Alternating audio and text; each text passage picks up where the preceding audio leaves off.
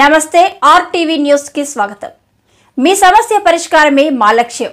మీ సమస్యలను వాట్సాప్ చేయండి చాలు 9492726238।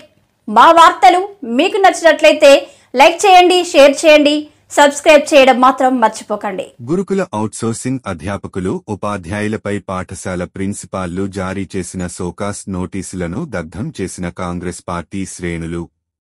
నెల రోజుల నుండి దీక్షలు చేస్తున్న ప్రభుత్వం స్పందించకపోవడం దురదృష్టకరం।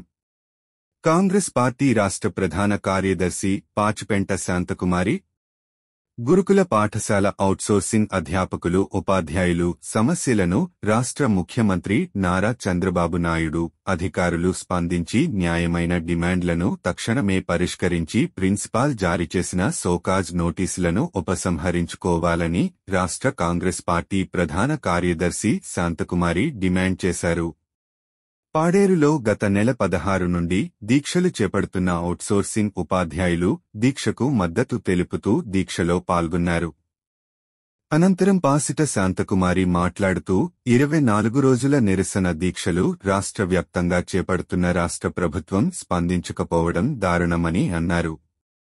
199 పాఠశాలలో 16,659 మంది ఉద్యోగులు చాలిచాలని జీతాలతో 15 సంవత్సరాలుగా సేవలు అందిస్తున్నారని, వారికి సమాన పనికి సమాన వేతనం ఇవ్వాలని, అవుట్సోర్సింగ్ విధానాన్ని రద్దు చేసి శాటి ఉద్యోగులుగా ప్రమోట్ చేయాలని ఆమె డిమాండ్ చేశారు।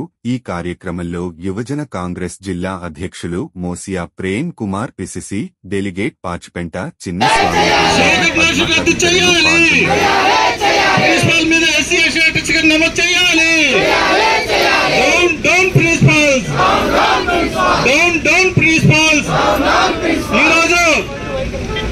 కూటమి ప్రభుత్వం మొండి వైఖరి నశించాలి,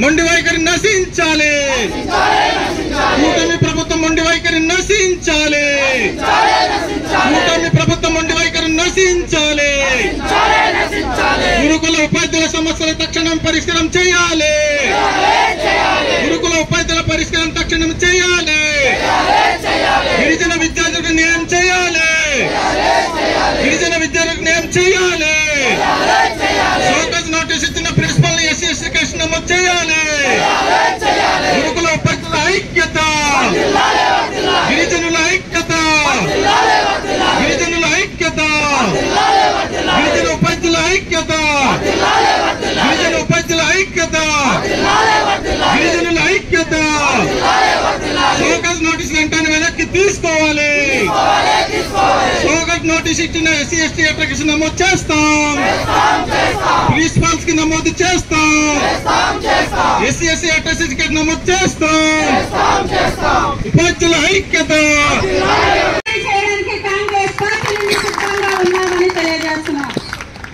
అయ్యా అధికారులు, జిల్లా కలెక్టర్ వారు, ప్రాజెక్ట్ అధికారి వారు, మరి విద్యాశాఖ అధికారులకు, అలాగే విద్యాశాఖ మంత్రి నారా లోకేష్ గారికి ఒక ప్రశ్న అడుగుతున్నా। అధికారం రావడం కోసం, అధికారం కోసం, మీ అధికార కుర్చీ కోసం, మీ ఏసీ రూమ్ల కోసం, ఏసీ బస్సుల కోసం మా గిరిజనులు ఎన్నో ప్రాణత్యాగం చేసి వృత్తి నిర్వహిస్తున్నటువంటి ఈ యొక్క ఉపాధ్యాయులకు వారి ప్రధానమైన హక్కుని కోల్పోయిన పరిస్థితిని తీసుకొచ్చినటువంటి మీకు మేము ఒకటే డిమాండ్ చేస్తున్నాం, ఎన్నికల్లో ఇచ్చిన హామీ నెరవేరుస్తారా లేదా అని అడుగుతున్నా। అయ్యా నారా లోకేష్ గారు, విద్యాశాఖ అధికారి, మీరు మంత్రి అయి ఉన్నారు, ఆ రోజు ఇచ్చిన మాట ప్రకారం వీళ్ళందరినీ కూడా ఉపాధ్యాయుల్ని 22 టీఆర్సీ ప్రకారం ఎలిజిబుల్ చేసి వాళ్ళ జీతాలని చెల్లించాలని కాంగ్రెస్ పార్టీ నుండి డిమాండ్ చేయడం జరుగుతుంది।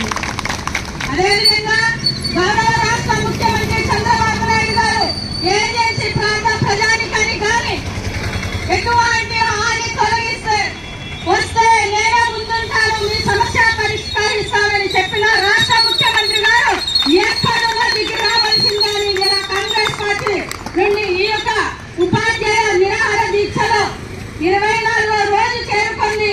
ఈ రోజు వరకు నిమ్మకు నీరెత్తిలాగా ఉన్నాడు సార్, మీరు ఇచ్చిన మాటని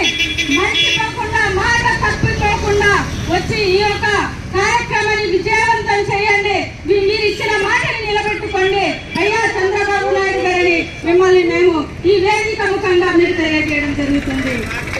అదేవిధంగా ఏజెన్సీ ప్రాంత సమస్యలంటే, ఏజెన్సీ ప్రాంతం అంటే, ఏజెన్సీ ప్రాంత మహిళలంటే, ఉపాధ్యాయులంటే, ప్రదేశం అంటే మాకు ఎన్నో ముక్క లాంటిది, కంచెకోట లాంటిది.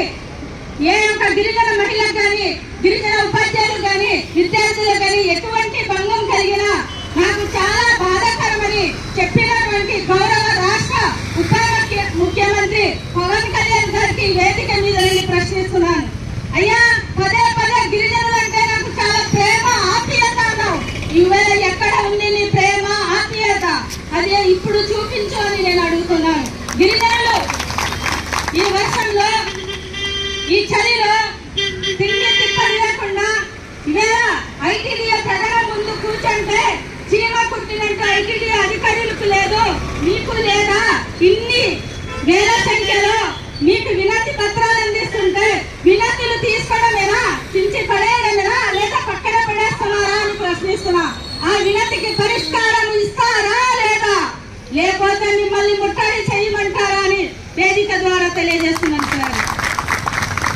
అదేవిధంగా మన ప్రాంతంలో 24 రోజులు దీక్ష చేస్తుంటే మన అల్లూరి సీతారామరాజు జిల్లా కలెక్టర్ గారు నిద్రపోతున్నారా అని ఇలా ప్రశ్నిస్తున్నారు. ఈ సెకల ముందు నుండే జిల్లా ఆఫీసు దగ్గర ఎదురుగా కూర్చొని అడుగుతున్నా, సార్ మీరు ఎక్కడ పడుకున్నా గిరిజన ఉపాధ్యాయుల సమస్యని పరిష్కరించాలి. ఇవాళ గిరిజన సమస్యల కోసమే మీరు ఇక్కడ ఉన్నారు, ఎవరి సమస్యల కోసం కాదు. గిరిజనులకు వచ్చిన సమస్యలు ఏం పరిష్కరిస్తారని ఉన్నప్పుడు ఇలాంటి వరకు మీ మొహము కూడా కనిపించలేని పరిస్థితి ఉందని ఉపాధ్యాయులు చాలా ఆందోళన చెందుతున్నారు సార్. ఎక్కడున్నా రావాలని కాంగ్రెస్ పార్టీ నుండి మిమ్మల్ని హెచ్చరిస్తున్నాం, డిమాండ్ చేస్తున్నాం. అయ్యా, ఐటీడీఏ ప్రాజెక్ట్ అధికారి వారు ఇందాకే వెళ్ళారు. ఐటీడీఏ ఆఫీస్ ముందు కూర్చుంటే మీకు కనీసం ఉపాధ్యాయులు చేస్తున్న ఆందోళన మీకు తెలియట్లేదా? ఉపాధ్యాయులకు ఉద్యోగ భరోసా ఎందుకు కల్పించట్లేదు? ఆనాడు ఐటీడీఏలోనే పరిధిలో ఉండింది, ఇప్పుడు సొసైటీ ద్వారా వెళ్ళిపోయిందని మీరు దాన్ని మరిచిపోయే పరిస్థితి కాదు సార్. పూర్తి బాధ్యత మీ మీద ఉంది. అప్పుడున్న జియోని ఇప్పుడు పెంపొందించి ఈ యొక్క జియోని పాస్ చేసి వీళ్ళకి ఉపాధ్యాయులకు న్యాయం జరిగే బాధ్యత మీ పైన చాలా ఎక్కువ ఉంది అనేసి ఐటీడీఏ ప్రాజెక్ట్ అధికారిని ఇవాళ డిమాండ్ చేయడం జరుగుతుంది. ఇవాళ ప్రజాప్రతినిధులు మన ఏజెన్సీ ప్రాంతంలో ప్రతి ఒక్కరు కూడా ఒక్కొక్క ఓటు చాలా అమూల్యమైన ఓటు. ఆ ఒక్కొక్క ఓటు చాలా ప్రాముఖ్యమైనది. ఒక దేశాన్నైనా, ఒక రాష్ట్రాన్నైనా, ఒక జీవితాన్ని మార్చగలిగిన ఓటు. ఎంతో కష్టపడి ఉపాధ్యాయులందరూ కూడా మీకోసం ప్రాణత్యాగం చేసి ఎన్నో ఇబ్బందులు పడి మీకు ఓటేసి గెలిపిస్తే స్థానిక ప్రజాప్రతినిధులు ఎవరు కూడా తొంగి చూడలేదు అంటే ఎంత బాధాకరమైన విషయమో ఒకసారి ఆలోచన చేయాలి. ఓటు కావాలి తప్ప ప్రజా సమస్య అవసరం లేదా? ఓటు కావాలి తప్ప విద్యార్థుల సమస్యలు అవసరం లేదా? విద్యార్థులకు సమస్య వస్తే బాధ్యత ఎవరిది? ప్రజాప్రతినిధిని. అది గుర్తించుకోవాల్సిన బాధ్యత మా ఏజెన్సీ ప్రాంత ప్రజాప్రతినిధి. ఎంపీ, ఎమ్మెల్యే మీద పూర్తి బాధ్యత, భరోసా ఉంది. ఇవాళ పార్లమెంట్ లో చర్చించాల్సిన బాధ్యత ఎంపీ గారికి ఉంది. అసెంబ్లీలో ప్రశ్నించాల్సిన బాధ్యత ఎమ్మెల్యేకి ఉంది. ఈ మొత్తాన్ని పరిగణలో తీసుకొని గిరిజన సంక్షేమ మంత్రి నిద్రపోతుందా అని ప్రశ్నిస్తున్నాను. ఇవాళ వారి బాధ అంటే మాది కాదా? ఇవేళ అధికారంలో ఎక్కారు కానీ ఆనాడు అధికారంలో లేరు. అధికారం వస్తే కొమ్ములు రావు. 5 సంవత్సరాల అధికారము, 5 సంవత్సరాలు జరిగిసరిగా నాలాగే పరిస్థితి వస్తుంది. కనుక ఎవరు అధికారాన్ని కూడా మర్చిపోకుండా బాధ్యతయుతంగా వ్యవహరిస్తే చాలా చక్కగా ఉంటది. కనుక ఉపాధ్యాయులని మీ దృష్టిలో పెట్టుకొని ఒక అక్కగా, ఒక చెల్లిగా, ఒక తమ్ముడుగా భావించుకుంటూ ఇవాళ ఉపాధ్యాయులందరినీ కూడా పరిగణలో తీసుకొని వాళ్ళు చేస్తున్న అమూల్యమైన డిమాండ్స్ ని మీ దృష్టిలో పెడుతున్నాం. అది తక్షణమే నెరవేర్చాలని కాంగ్రెస్ పార్టీ నుండి డిమాండ్ చేస్తున్నాం. ఇవాళ ఏసీ బస్సులో తిరగడం కాదు, మా కోసమే మీకు గిరిజన సంక్షేమ మంత్రి, ఎంపీలు, ఎమ్మెల్యేలు ఇచ్చారు. మీకోసం కాదు అని ఇవాళ మేము ప్రశ్నిస్తున్నాం. ఇవాళ